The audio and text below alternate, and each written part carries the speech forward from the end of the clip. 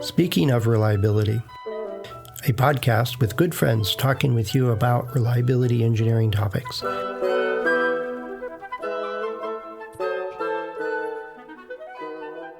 Welcome to Speaking of Reliability. My name is Chris Jackson. And this is Carl Carlson. And today we're going to be talking about FMEA Worksheets, which I know gets everyone's blood pumping. It could be drab, but it's actually a really good subject. Right, yeah. And if for people who don't know what FMEA is, Carl in particular has got a lot of content on Ascendo what FMEA are all about. But yeah, before he elaborates further, FMEA are wonderful group activities where the end state is a bunch of prioritized ideas about what you can do to prevent catastrophes, design catastrophes, reliability catastrophes, process catastrophes, software catastrophes early on in your production process to essentially speed everything up and reduce costs by not having to constantly deal with these catastrophes, and as a useful byproduct have more reliable quality stuff at the end. So you fill in the gaps about FMEAs, Carl. Yeah, so that's a nice intro, and it's so important that the worksheet or database, because a lot of people have moved to databases, is looked at as a repository of thinking and debating and dialogue about the design or the manufacturing process, not the other way around. In other words, it's the interaction of the subject matter expert team creatively looking at what can go wrong with the design or manufacturing process, and then entering the results of their thoughts in this worksheet or database. And it's so important that the FMEA process supports that creative thinking. Yeah, and that's a really important point, is that when it's a group activity first and foremost, it's not a spreadsheet. In the same way, it's like sports in that the actual thing that happens is on the field or on the diamond or in the pool. It's not the write-up that happens at the end. Anyone can write about what happened on the sporting field or the pool or the diamond or what have you, but sports aren't all about having what people write about it. Sports are all about the decisions and tactics and preparation and tactics, sorry, I said tactics twice, that lead to good performance. And I say the same about FMEA. The FMEA worksheet is simply the write-up of a good group activity, which involves a healthy dose of brainstorming. And the flip side, though, is that the FMEA worksheet is actually very intrinsic in the group activity itself. You start sort of filling it out as you go, and having your FMEA worksheet well thought out, or at least structured, can help guide you through that group activity. And so it's not quite as distinct as this sort of the beat writer writing the report of what happened on the sporting field after the event. It's a lot more involved in the FMEA worksheet, a lot more involved in the process itself. Would you agree with that, Carl? Yes, yeah, absolutely. And it is a process. The thing to be concerned about, and you brought it up in a previous podcast that we've done, is people don't tend to see what isn't there. People see what's in front of them. If you put an object in front of someone, they'll see the object. And this is known with a lot of people because you can misdirect and actually get people to miss things. One of my favorite stories was that I used in my book from the Black Swan book is about the group of people that are passing a basketball back and forth, back and forth, back and forth. And the instructor says, watch what they're doing, that kind of thing. And people are watching the basketball. And they don't see that someone dressed up in a gorilla costume actually walks to the middle of the team that's throwing the basketball and then walks out. And more than half of people miss the fact that a person in a gorilla costume walked through because they're focused on the basketball. Right. And so objects and words are like objects in this case, are very distracting to people. They focus on the object and they don't see what isn't there. And that is so important But you mentioned when we were talking that you start, because of this phenomenon, you start an FME in a certain way. What is that? Right. So when I facilitate FMEAs, and I'm a big advocate of using spreadsheets as for the FMEA worksheet, um, as the medium that I build my FMEA worksheet on. There are software applications out there which can do a pretty good job of sort of having a, let's just say, more interactive worksheet built as you go. But I like spreadsheets. And when I facilitate, I mean, as a facilitator, you have to evolve when you learn how facilitation needs to work for you. And I believe every facilitator has to facilitate in a different way. It has to be all about what works for. You have to facilitate in a way that's genuine to you. And so every facilitator will have a different facilitation strategy, or good facilitator, I should say, that aligns with their personality, what they want to achieve, and everything else. And I went through iterations where, you wanted to pre-populate the FMEA worksheet, and what pre-population is what you're talking about, Carl, where you know there are going to be some things that go in your FMEA worksheet. You know that there are going to be some obvious ways your thing can fail. So we'll put it in no need to waste time brainstorming this. We'll put it in the FMEA worksheet in advance so we can quickly move through it. But the more you pre-populate, the more of what you what you talked about, Carl, happens where people can't see what's missing. You just see lots of lines on a screen. You go, okay, well, there's 25 different ideas for how that widget could fail. And all right, so we're done. We're cool. We'll move on. And we often miss the really important ones that are specific to our device. And so, okay, I went through the pre-population phase, and then I went through, okay, I won't pre-populate anymore. I certainly went through the pre-population process, but I kept that information, so to speak, in my back pocket, so that when we were brainstorming, I could then look at what I'd already researched and fill in the gaps. So then I had FMEA worksheets, which were just column headings, system requirement, function, severity, system functional failure, all that sort of stuff, moving from left to right, which sort of followed how I was going to, or how I facilitate a FMEA. That was helpful enough. The problem is there's maybe 20 columns, and why that? What when you go to corrective actions and comments and revise scores and everything else, is that be about right? Would that number be similar to your FMEA worksheets? Maybe 20 sure, it's order of magnitude, very definitely. Yeah. So then you have this FMEA worksheet, which is got lots of columns. It's all blank beneath it, and obviously, what's the column you have on the right hand side?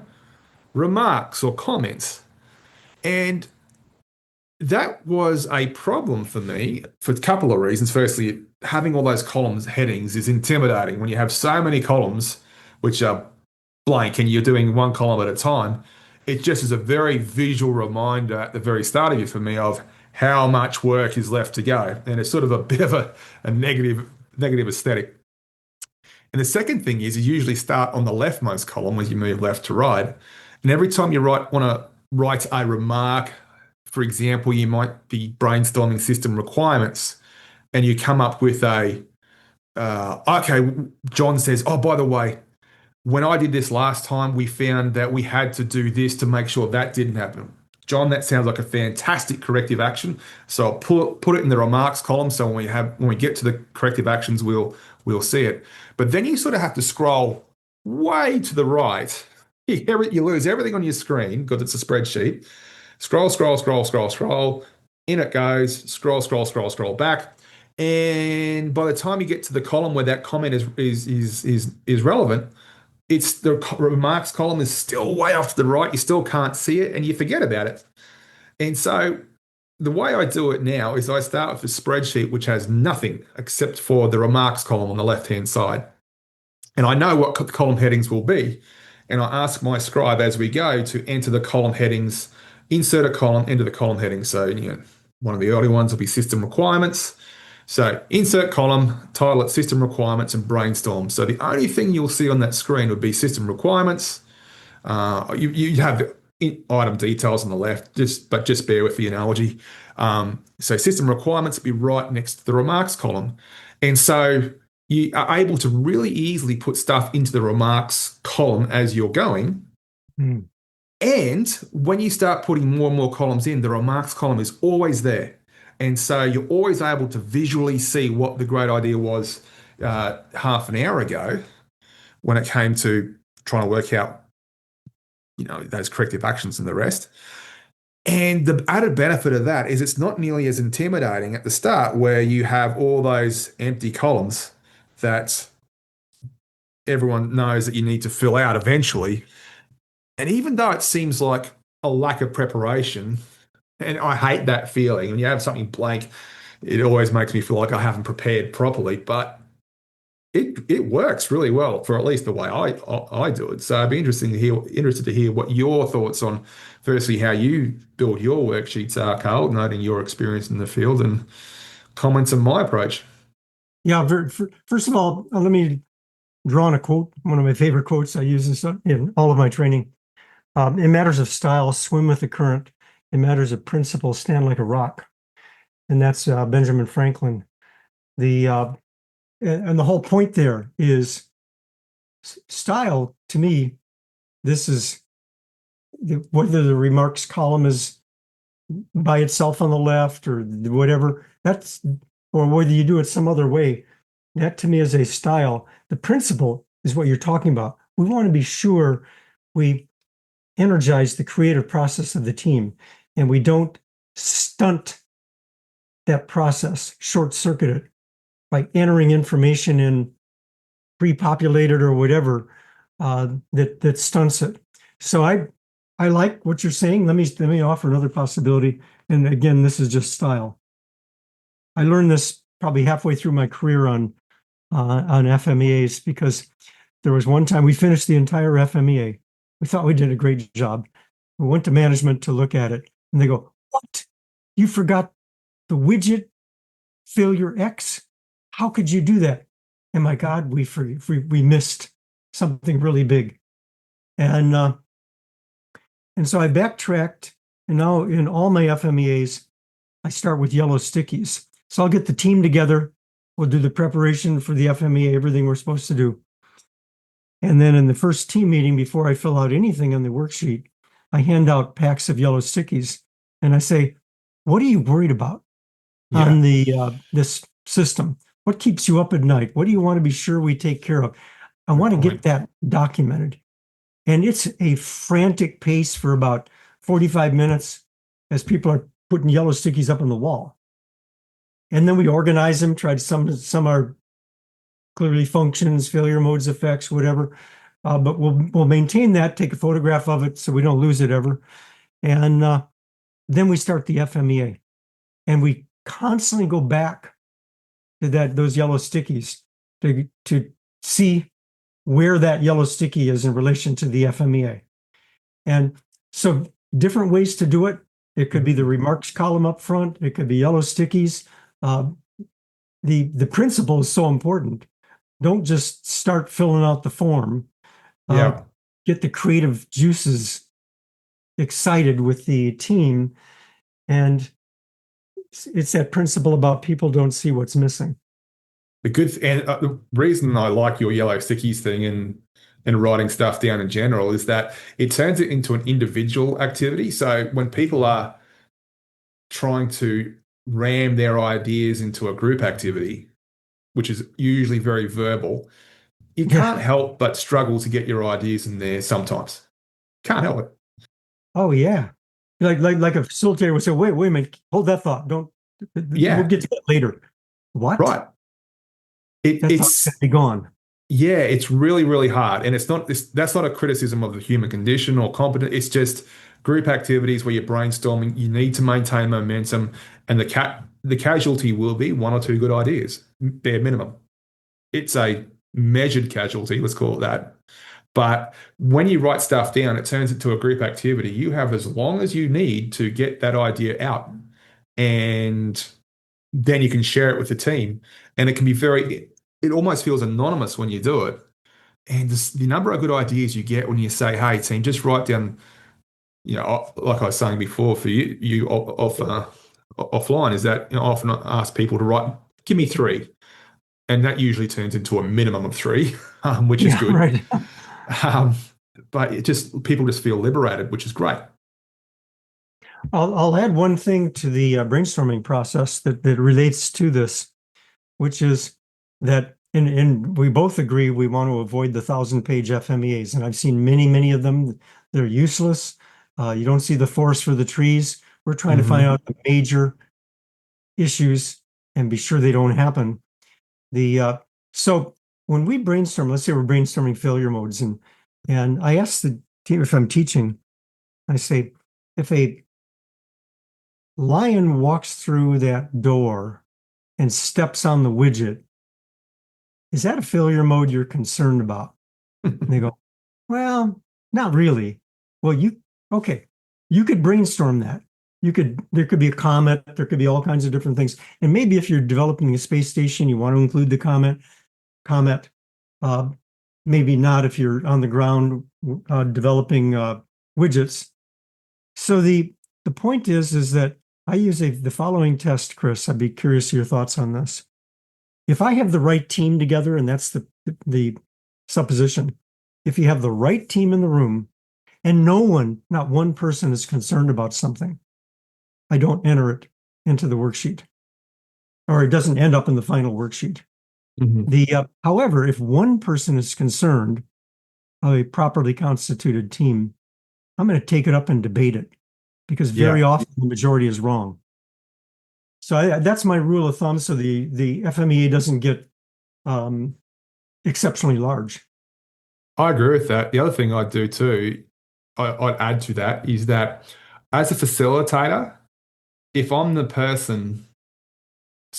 facilitator and I'm that person with the lone idea that you just talked about, if I see my facilitator listen to me and say, well, we're going to ask everyone about your idea. You're the only one who came up with it, but doesn't mean that because, let's just say there's 8 people, just because there's 1 out of 8, we're going to discount it. What that does, it empowers me. Okay, so the facilitator is going to listen to anybody's idea, not just the mob's. And that can then be, from a personal perspective, very liberating. If I see that from you as my facilitator, I'm going to be much more likely to contribute meaningfully and honestly moving forward. But if you're the facilitator and I see you say, well, you're the only one who thinks that, so yeah, we're not going to worry about it too much. Well, that has a follow-on effect too. I'm just less likely to throw my hat in the ring, even if it's an immature dummy spit, so to speak. So as a facilitator, if you take everybody's ideas seriously, even if the only one to have it, it has a follow-on effect, which I think is very difficult to quantify. But if you could, it would be huge. Yeah, I totally understand that. You want to include everybody, and this is a cultural thing. This is a setup of the team. I've been in meetings where if you have the wrong team and it hasn't been properly prepared, and you have like a design owner that's part of the team, which is fine, but then people look to the design owner to see whether they should bring something up or not. They turn their head and actually look at them and watch the cues there. I'm very careful about that, because the extrovert or the authoritarian, that's why I don't want management in the FMEA team unless they're coming in with subject matter expertise, but not management, because we're not doing a management FMEA, we're doing a design FMEA. So I'm very careful about that, because people tend to look to the manager before they bring up something. So culturally, and this is also true of introverts, extroverts tend to dominate, introverts tend to think. And so you want the introverts to participate in the FMEA. You got to be very careful that the extrovert doesn't shut them down or dominate the meeting. So there's so much to this subject to get that creative thinking of everybody in the same place. And the remarks column or the yellow stickies is one tool that can help that. The principle is to get that creative thinking energized in the team so that everybody participates in some way. Yeah, and I think one of the sort of key takeaways too from this discussion is facilitation is no joke. You can't skimp on facilitation. You can have a wonderfully prepared FMEA or FMEA workshop be destroyed by a poor facilitator. Oh, You can have yes. an amazing facilitator rescue a FMEA or FMEA from poor preparation in many cases. It's not the other way around. And anyone who knows Carl and anyone who knows me knows that we're very different people. And Carl will facilitate for me as I have to facilitate for me as different to Carl because I have a different personality to Carl, but that's the way it should be. Um, and I don't think from our discussions over the years, Carl, that we differ on any of the fundamentals, though. Correct me if I'm wrong. That's the thing, Chris, and that's what's so beautiful about it is we have common ground on the fundamentals and the principles. How we go about it is our own personal way, our own style. That's why I use that quote all the time Yeah. about style versus principle. And I'm fine. I want to see different ideas and methods to get that creative process flowing, and that's perfectly appropriate. So if you're a listener, and we would love to hear from you on how you go about entering information on the FMEA worksheet or in the FMEA database. Do you start with a remarks column? Do you start with yellow stickies? Or do you just start with the form itself? What are your lessons learned, so to speak? We'd love to hear from you. We can be reached on LinkedIn. We can be reached on Ascendo Reliability very easily. And we'll actually conduct a podcast based on listener questions and that type of thing. How else can they get in touch on this, Chris? I think, the speaking of reliability webpage is ascendoreliability.com/series/SOR. And to be honest, the website has a great, list of how to reach out to Fred, me, Carl, anybody else in particular. But I just want to echo what Carl said. A lot of our podcast topics come from questions or recommendations from you guys. So keep them coming and we'll try and stay relevant. Sounds good. Nice conversation, Chris. Thanks. Always a pleasure. Thanks for listening to Speaking of Reliability. We invite you to join the conversation. If you have a question or a topic that you think we should discuss in a future show, please let us know. You can find a comment box below the episode show notes, or just leave a note as part of a review on iTunes.